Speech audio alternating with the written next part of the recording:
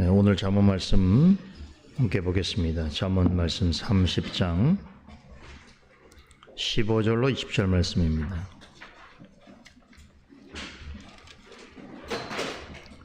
잠언 30장 15절에서 20절 말씀까지 우리 한 목소리를 듣도록 하겠습니다.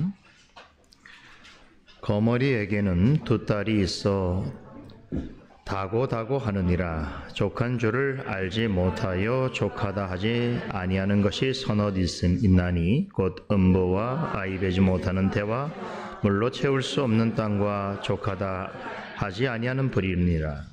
아비를 조롱하며 어미 순종하기를 싫어하는 자의 눈은 골짜기의 까마귀에게 쪼이고 독수리 새끼에게 먹히리라. 내가 심히 기이 여기고도 깨닫지 못하는 것 서너시 있나니 곧 공중에 날아다니는 독수리의 자치와 반석 위로 기어다니는 뱀의 자치와 바다로 지나다니는 배의 자치와 남자가 여자와 함께한 자치며 음녀의 자치도 그러하니라. 그가 먹고 그 입을 씻음같이 말하기를 내가 악을 행치 아니하였다 하느니라. 지난주에 잠언 30장을 기록한 아굴은 세상에는 하나님의 심판을 스스로 자초하는 어리석은 사람들이 많다라고 하는 의미로 11절에서 14절을 보시면 여기 보면 문장마다 맨 뒤에 뭐뭐 하는 무리가 있느니라 라고 하는 말씀이 반복적으로 사용되고 있습니다. 예나 지금이나 한 가지 확실한 것은 아굴 지혜자 아굴이 언급한 세상에 참 하나님이 보시기에 어리석다 하지만 열심히 부지런히 애쓰며 살아가는 사람들이 많다는 것입니다. 아굴은 오늘 살펴볼 본문 말씀을 통해서 어느 시대에서든지 왜 다수의 사람들이 하나님의 심판을 자초하는 악을 행하고 있는지 그 근본적인 원인과 특성을 밝히는 데 집중하고 있습니다. 사람의 모든 행위는 마음으로부터 우러나옵니다. 선한 행위든 악한 행위든 모두가 마음으로부터 나오는 것이지요. 그런 점에서 마음은 모든 생각의 원천이다 라고 할 수 있겠습니다. 모든 사람의 생각과 행동은 그 마음으로부터 비롯되는 것입니다. 그런데 성경은 죄인된 사람의 마음을 어떻게 설명하는가? 한마디로 요약하면 예레미야 17장 9절에 말씀하는 것처럼 만물보다 거짓되고 심히 부패한 것이 무엇이라고요?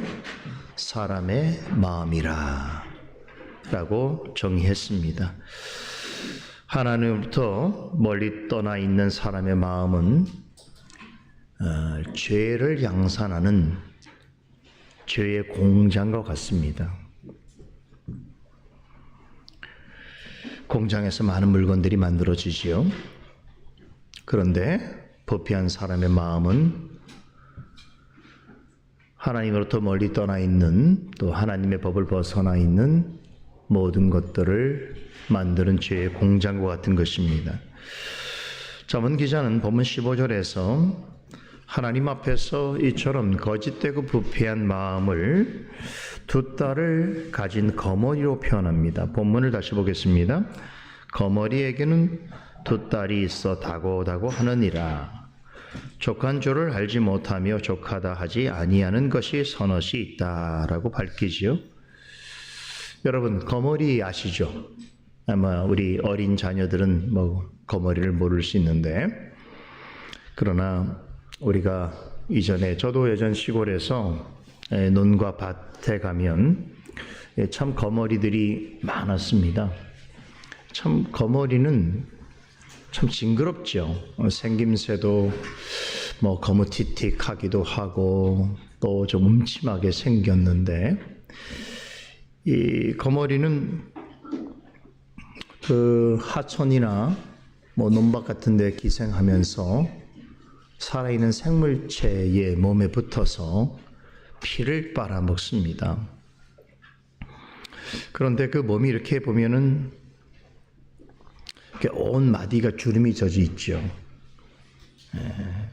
그리고 흥미로운 것은 이 거머리의 그 몸의 양 끝에는 입 모양의 흡착 빨판이 있습니다. 그래서 어느 방향이든지 간에 달라붙으면 잘 떨어지지 않습니다. 이 빨판을 이용해서 몸에 붙어서 피를 빨아먹습니다. 제가 어릴 때도 참 이 거머리들이 많아서 부모님들이 그냥 그 논밭에는 그냥 들어가지 못하도록 했습니다. 우리 농사 짓는 분들도 항상 장화를 신고야 이 거머리 때문에 좀 고생을 많이 했는데요. 참 그런데 이렇게 어린 시절에 그렇도록 좀 징그럽고 무섭게 생각했던 거머리를 다시 성경에서 보게 되는 것은 나름 감회가 있습니다. 솔로몬 시대의 사람들도 거머리에 대해서 잘 알고 있었다는 의미이기도 하겠지만 그 당시 고대 팔레스타인에 기생했던 거머리나 오늘날 우리가 보고 또 경험한 그런 거머리가 아주 비슷한 특성을 가지고 있다는 사실도 매우 놀랍습니다. 그런데 이보다 더 흥미로운 사실이 있는데 이 거머리는 참 문학적으로 여러 가지 이제 의미로 표현될 때가 있는데 어떤 사람을 가리킬 때 거머리라고 말을 합니다. 이것은 일종의 문학적인 욕이기도 한데요. 우리나라에서도 다른 사람에게 바짝 달라붙어서 그가 가지고 있는 어떤 재산이나 돈을 빼앗고 괴롭히는 사람을 가리켜서 거머리 같은 놈이다 이렇게 말을 하죠. 그런 것처럼 오늘 본문에서 아굴이 언급한 이 거머리도 어떤 종류의 사람을 비유하는 표현입니다. 아굴은 사람이나 가축의 몸에 달라붙어서 이 두 빨판을 이용하여서 피를 빨아먹는 거머리의 습성을 통해서 마음의 근원부터 거짓되고 부패한 죄인된 사람의 특성을 비유적으로 묘사하고 있습니다. 여기서 거머리에게 두 딸이 있다는 것은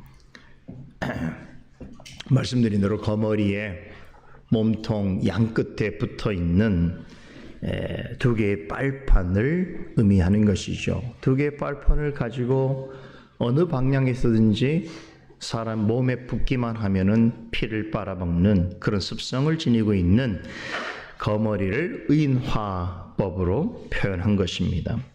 아굴은 거머리 같은 습성을 지닌 사람들의 공통된 특징을 무엇으로 표현하는가 하면 무엇을 하더라도 만족을 모르는 탐욕을 지닌 그런 사람으로서 표현하지요.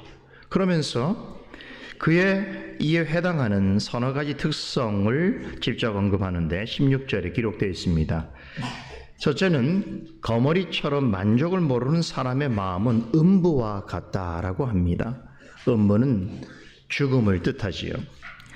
이 죽음이라는 것은 세상의 어떤 것보다 탐욕적입니다. 어떤 면에서 그런가 하면 죽음이란 사람의 나이, 지위, 성별, 또 나아가서 부모와 자식, 부자와 가난한 자, 성공한 사람과 실패한 사람, 믿는 사람과 불신자, 어떤 누구도 가리지 않습니다. 죽음은 지금까지 셀 수 없이 많은 사람의 생명을 삼켰습니다만 여전히 만족하지 못합니다. 살아있는 생명이라면 무조건 삼키려 합니다. 오늘 저도 예배를 마치고 또 노예의 장례식을 가야 하는데 참 믿음 생활을 잘 하신 분도 죽음의 삼킴을 받은 그런 현장을 가서 또 보게 될 텐데요.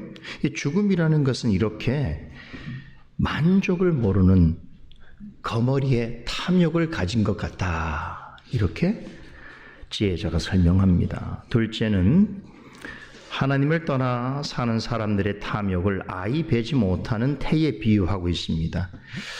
요즘도 우리가 자녀를 낳는 것은 참으로 중요한 일입니다만 고대 사회에서는 오늘날보다 훨씬 더 그 중요성이 강조되었지요.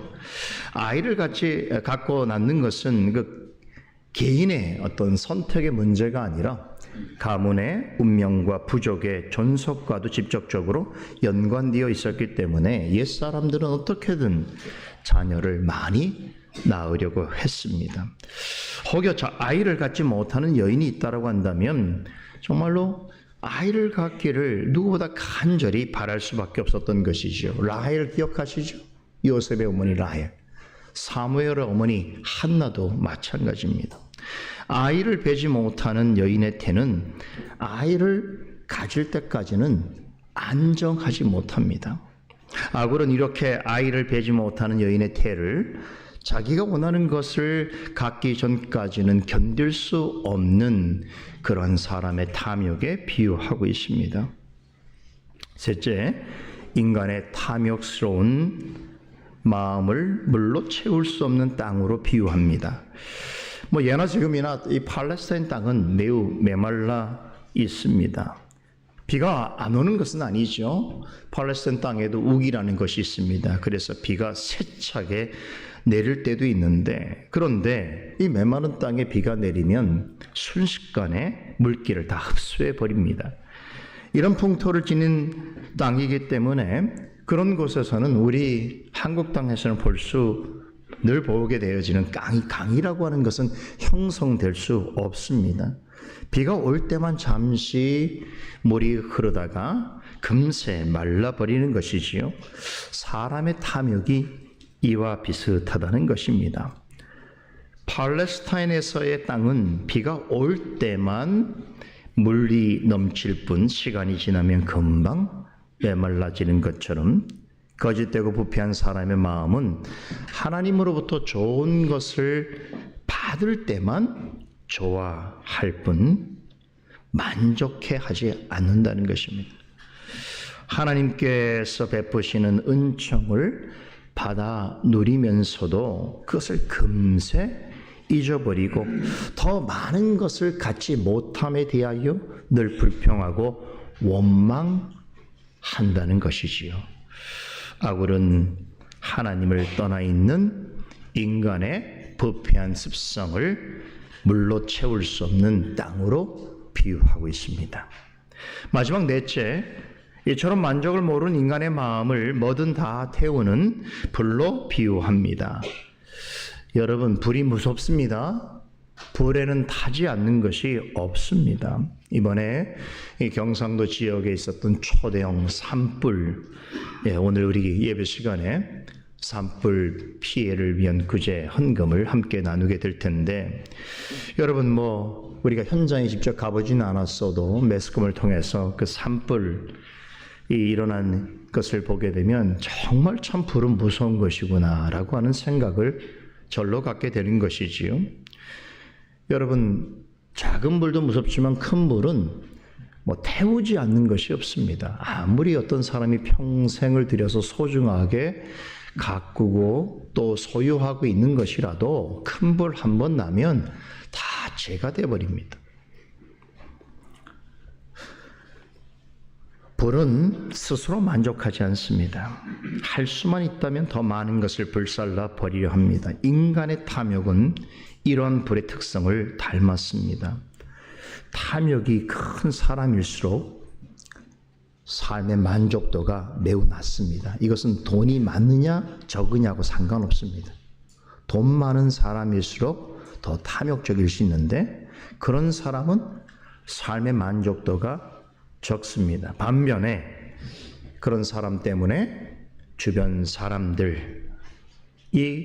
괴롭힘을 당하고 또 그로 인하여서 파괴되어지는 그런 일들이 많게 되어지는 것입니다. 이런 이유로 사도 바울은 탐욕을 가리켜서 일만하게 뿌리다 라고 했던 것입니다. 이 탐심은 잠언서뿐만 아니라 성경 여러 곳에서 자주 다루고 경계하는 중대한 죄인데요. 왜 그렇습니까? 이것은 하나님을 대적한 최초의 죄이면서 인간 사회에 가장 널리 퍼져 있는 일반적인 죄이기도 하기 때문입니다. 사도 바울은 무언가를 강렬하게 탐하는 마음을 곧 탐심이라고 하면서 이 탐심은 곧 우상 숭배라고 했습니다. 이런 탐심을 가지고 있는 사람은 자연히 우상 숭배자가 될 가능성이 현저합니다. 탐심에 이끌리면 결국은 하나님으로부터 멀어지게 되기 때문에 그렇습니다.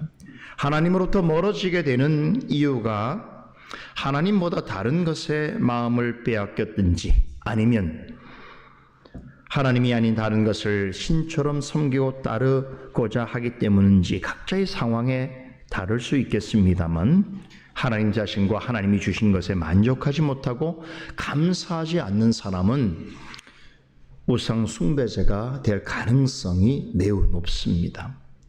이후에 어찌됐든 간에 탐욕은 타락한 인간 본성이고 이 본성에 따르는 결과는 하나님이 보시기에 매우 부패하고 타락한 것입니다.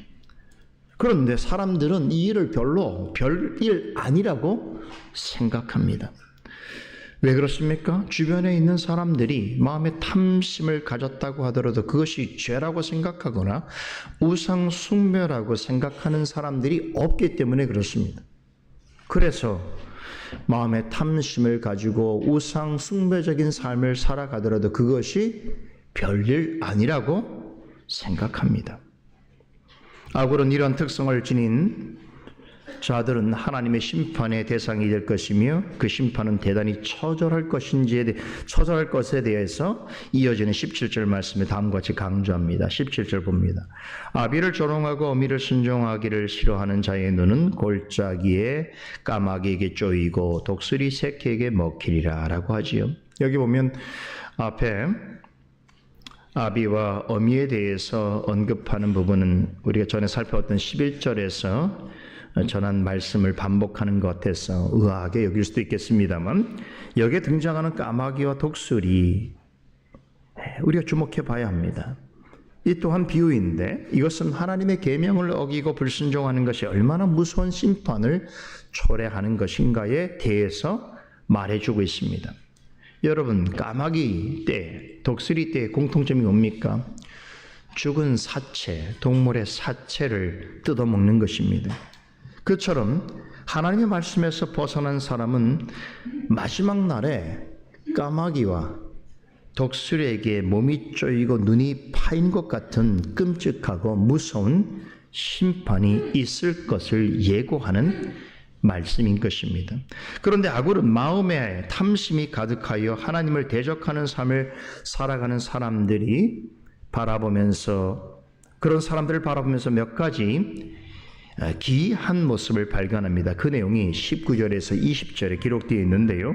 다시 보겠습니다. 곧 공중에 날아다니는 독수리의 자치와 반석 위로 기어다니는 뱀의 자치와 바다로 지나다니는 배의 자치와 남자와 여자와 함께한 자치며 음녀의 자치도 그러하니라. 그가 먹고 그 입을 씻음과 같이 말하기를 내가 악을 행치 아니하였다 하느니라 라고 말합니다. 마음의 부패함으로 탐심이 가득하고 하나님을 대신하여 다른 어떤 것을 더 사랑하는 마음을 가지고 살아가는 사람들의 모습 속에 공통적으로 나타나는 서너 가지가 있는데 그런데 지혜자인 아굴의 입장에서 볼 때는 되게 이상하다는 거예요. 그러니까 믿는 자의 눈에는 이상한데 믿지 않는 사람들의 삶에서 너무나 자연스러운 일이 있다는 것이지요. 그래서 이 지혜자는 평소에 하나님을 떠나 있는 사람들의 삶을 주목하여 보면서 참 이상하다라고 생각하는 서너 가지를 언급합니다. 그것은 하늘을 나는 독수리와 배로 기어다니는 뱀, 또 바다 위를 지나는 배, 그리고 남자와 여자의 잠자리입니다. 자, 여기 한 가지 공통점이 있다는 거예요. 다 좌치라는 말이 언급되죠. 좌치를 발견할 수 없다. 흔적을 알 수 없다는 것입니다. 여러분, 독수리가 하늘을 나는데 흔적을 남깁니까? 뱀이 반석 위를 기어가면 그 반석의 돌 위에 뱀이 지나간 자국이 생깁니까? 배가 바다 위를 쫙 지나가면 한참 후에도 오랫동안 그 자국이 남습니까? 없다는 거예요. 흔적을 찾아볼 수 없다는 것이. 음행도 마찬가지입니다. 무슨 일이 있었는지 증거가 남지 않습니다. 여러분, 지금 왜 아굴이 이 비유를 하고 있는지를 아셔야 합니다. 그 핵심은 20절에 나와 있습니다. 음녀의 자취도 그러하니라. 지금 이 말을 하려고 하는 것이, 여기서 말하는 음녀는 우리가 생각하는 창녀 혹은 몸을 파는 여인, 이렇게도 생각해 볼 수 있겠습니다만, 문맥상으로 본다면 탐심에 이끌려서 하나님으로부터 멀어진 사람을 가리키는 것입니다. 왜 그렇습니까? 사도 바울이 뭐라고 그랬어요? 탐심은 곧 우상 숭배라고 했지요. 그 탐심이라고 하는 것은 하나님이 아닌 어떤 것을 더 찾고 더 사랑하고 더 의지하고 그것으로부터 더 만족을 얻으려고 하는 그 대상, 그 탐심의 대상은 무엇이든 우상이 될 수 있다라고 하는 뜻입니다. 여러분, 탐심과 함께 우상 숭배는 성경에서 가장 심각하게 다루고 있는 죄입니다. 탐심이 우상 숭배의 원인이라면 우상 숭배는 탐심의 열매입니다.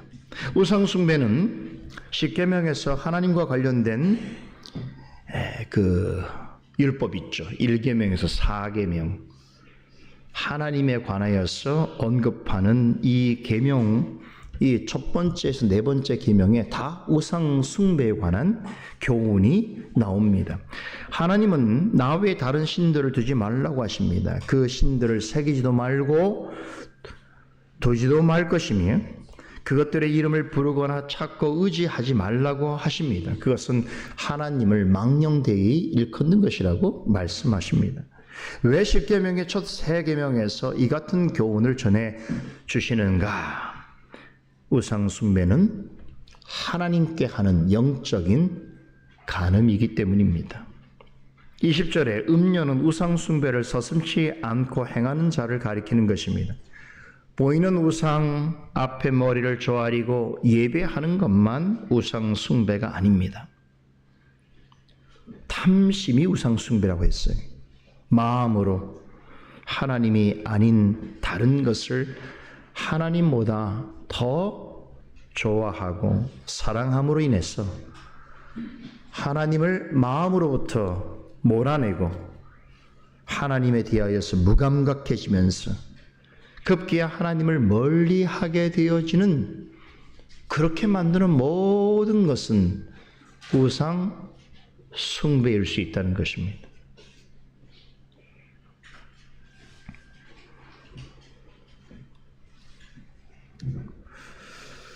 그것을 우린 기억해야 됩니다. 하나님에게 만족하지 못하고 감사하지 않는 삶을 살면 그것이 뭐든지 간에 자신에게 우상 숭배의 대상이 될 수 있습니다. 그런데 아굴은 뭐라고 말합니까? 이렇게 사람들은 우상 숭배의 죄를 늘 범하면서도 음행한 여인처럼 행동한다는 것입니다. 여기서 음행하는 사람의 특징이 무엇입니까?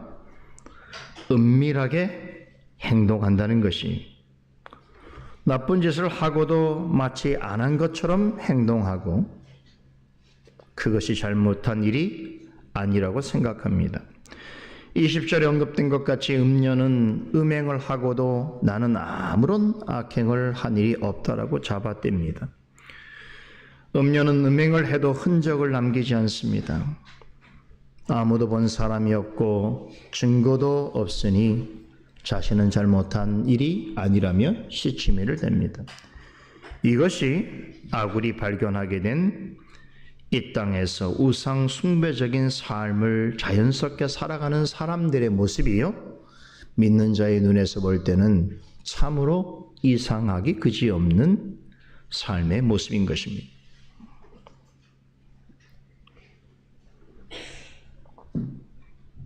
마음에 하나님이 없다 하는 사람들은 자기가 원하는 대로 살아갑니다. 자기의 방식이 곧 자기의 삶과 가치관을 결정하는 법이 되는 것이지요. 내가 원하는 대로, 내가 바라는 대로 하고 싶은 대로 살아갑니다. 그런데 사도 바울은 로마서 1장에서 어떻게 말했습니까? 이런 사람들이 스스로는 지혜롭게 생각하지만 실은 하나님 보실 때에 매우 어리석어서 썩어지지 아니하는 하나님의 영광을 썩어질 사람과 각종 짐승의 우상으로 바꿀 뿐 아니라 하나님의 진리를 거짓되고 부패한 것으로 바꾸어 놓는다고 했습니다. 그래서 마음에 하나님이 없다는 사람들은 하나님이 눈에 보이지 아니한다는 핑계를 가지고 눈에 보이는 것들을 하나님보다 더 사랑하고 심지어는 섬기려 합니다. 그런데도 사람들은 음행한 여인처럼 그것이 죄가 아니라고 여깁니다. 죄가 아니라서 죄로 생각하지 않는 것이 아닙니다. 하나님께서는 그것이 하나님의 법에서 벗어난 모든 것은 죄라고 하는 것을 사람의 양심에 하나님 말씀으로 심어 놓으셨음에도 불구하고 어떤 자들은 죄를 범하면서도 그것이 죄짓지 않는 것처럼 잡아떼는 것입니다. 이런 모습이 흡사 간음죄를 행하고 있는 사람과 같다는 것이지요. 음행한 사람은 흔적을 찾기 쉽지 않다는 점을 악용하여서 죄를 짓고도 짓지 않은 것처럼 우깁니다. 우상 숭배하는 사람의 모습이 이렇습니다. 우상 숭배는 십계명을 비롯해서 성경의 가르침에서 가장 중하게 다루고 있는 큰 죄입니다. 하나님의 형상대로 창조받은 사람이 하나님이 아닌 다른 무엇을 가지고 하나님으로 대체하려거나 또한 하나님이 아닌 다른 신을 하나님처럼 섬기려 하는 것은 창조주 하나님 편에서 볼 때는 영적인 간음을 행하는 것입니다. 여러분, 이런 일들이 과거에 이스라엘 역사 속에 늘 반복되었지요. 내일 제가 노예에서 전할 말씀인데 히스기야 왕에 관한 말씀을 전할 텐데, 히스기야 왕이 왕으로 즉위할 때에 이미 분열 왕국은 200년이 지난 상태였습니다. 그런데 그 오랜 역사 속에서 히스기야 같은 왕은 한 사람도 없었습니다. 모든 북이스라엘의 왕들은 하나님 앞에서 악을 행하는 자라고 평가받았고 남유다의 소수의 몇 명을 제외하고는 모두가 그와 같았습니다. 그런데 그 역사 속에 늘 남북을 통틀어서 계속 지속되었던 죄악이 무엇인가 하면 바로 영적인 간음인 우상숭배였습니다.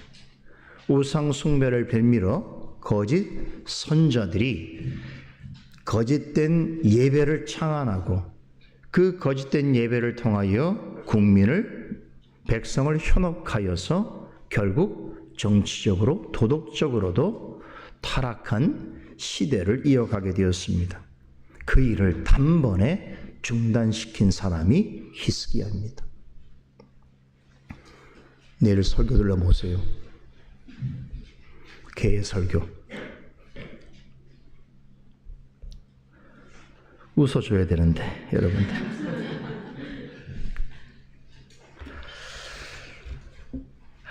무슨 말씀을 드리려고 하는 거냐면 영적인 간음, 영적 간음. 여러분, 사람의 육체적 간음도 죄이겠습니다만 하나님과 같은 하나님의 형상을 지닌 존재가 하나님이 아닌 다른 대상에게 하나님께 가진 연정과 만족을 누리려 한다라고 하는 것은 하나님 편에서는 심판하지 않을 수 없는 죄라는 것입니다. 이 죄는 하나님과의 언약적 관계도 단번에 깨트릴 수 있는 가공할 만한 파괴력을 지니고 있습니다. 왜 북이스라엘이 아시리아에게, 아수르에게 여러분 멸망당했습니까? 왜 남유다가 바벨론에게 멸망당했습니까? 도덕적인 일 때문인가요? 정치적인 일 때문인가요? 아닙니다. 우상 숭배 때문입니다. 이스라엘 백성은 하나님과 언약을 맺은 백성이죠. 그 언약을 깨트리는 유일한 한 가지 요건이 있다고 한다면 그것은 영적 간음인 우상 숭배입니다. 그런데 예나 지금이나 탐심으로 우상 숭배적인 삶을 살아가면서 그것이 죄라고 생각하지 않는 사람이 부지기수라는 거예요. 그것을 죄라고 인식하는 사람들은 세상에 거의 보기 어렵다는 것이. 그것을 지금 지혜자 아굴이 매우 기이하게 여기는 것이. 어떻게 사람들이 하나님을 떠나서 저렇게 완벽하게 마음에 하나님이 없다는 삶을 살아가는 데 익숙하면 당연히 사람으로서 생각해야 될 이 근본적이고 근원적인 그런 생각을 갖지 못하면서 명백하게 죄임에도 불구하고 죄의 흔적이 나지 않는 것처럼 생각하여 죄가 아닌 것으로 생각하고 살아갈 수 있는가 하는 것입니다. 심지어는 그런 일을 가지고 성경에서 죄라고 말씀하고 있는 내용이 있음에도 불구하고 죄가 아니라고 주장하면서 자신의 행위를 정당화한다는 것이지요. 이런 사람들이 참으로 예나 지금이나 너무나 많다는 사실을 아굴은 참으로 기이하게 여기고 있습니다. 하나님은 겉으로 드러난 죄만 보시지 않습니다. 탐심이라는 것이 눈에 보이는 것입니까?